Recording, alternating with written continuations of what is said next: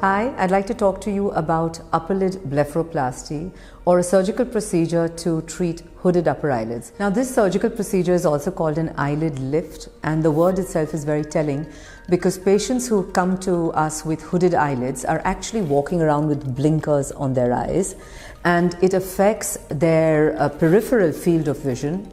Often I'll have patients telling me they have chronic headaches, and they think that Botox is going to correct the deep lines in their foreheads, but those deep lines exist because they're constantly raising their eyebrows to clear the hood from their eyelids and to improve this blinkered appearance. So what does an eyelid lift surgery involve? Essentially, the procedure is done under a local anesthetic.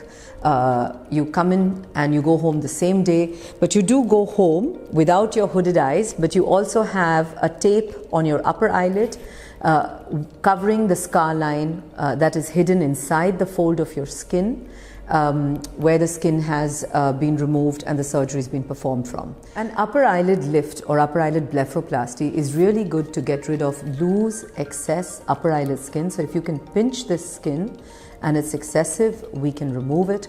It's also great for removing really puffy upper eyelids. So if you've got a big prolapse of fat in this inner corner or on the upper eyelid, it's really good for debulking and depuffing those upper eyelids. Most of my patients can go back to work 10 days after the procedure.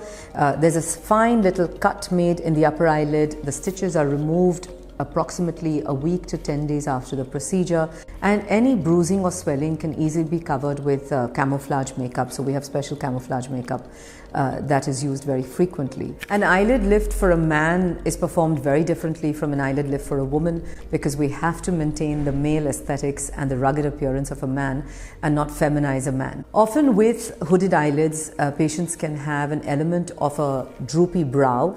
This is called brow ptosis. And sometimes the brow needs to be supported, and this can be commonly supported with botulinum toxin to give a Botox brow lift. This is a temporary effect and needs to be repeated every 3 to 5 months.